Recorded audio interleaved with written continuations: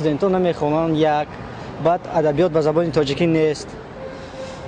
дуюм сеюме ки баъд порагирӣ дар авҷ ҳастанд ки донишҷӯ меран мешинанд, ҳастанд ки донишҷӯ ай муаллим мепурсанд, ай устодо мепурсанд ки ина фаҳмон ва я фаҳмон, ҳама ҳар хел ку.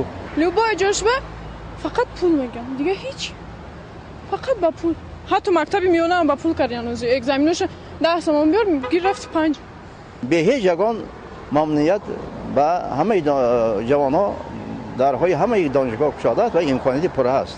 В принципе, конечно, образование можно получить где угодно. Главное было бы желание. А так, я так думаю, что все университеты у нас коррумпированы. Есть такие престижные университеты, как Таджикский национальный университет, также Славянский университет. Там можно получить высшее образование, и там выпускают как бы высококвалифицированных этих студентов. Университет просто дает нам какое-то направление, какую-то базу, а все остальное должно нарабатываться самим человеком. Так что считаю, что это возможно все-таки. таҳсилотҳои олӣ ба системаи кредитӣ гузаштан ин нағз ҳамин мусоидат мекунад. Маълумоте ки мо мегирем дар ҳамин даруни Тоҷикистон кор мебарад. Качественное высшее образование в Таджикистане, на мой взгляд, получить невозможно. Все из-за ненасытности наших чиновников. Вот. Это наша проблема. Студенты сбрасываются на деньги, чтобы отправить учителей на обед.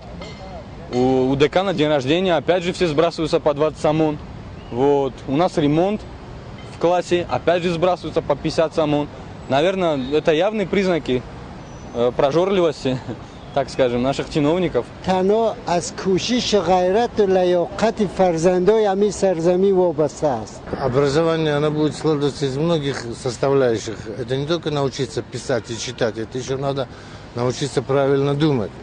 Просто у нас сейчас нет конкуренции, поэтому все наше образование жижится на деньгах. Если перейдет такая система, чтобы преподаватели не были зависимы от студентов, тогда будет хорошее образование. А сейчас все преподаватели только ждут сессию. Я без сауду мака. Майки, что мы должны мешать, забудем мира пресс.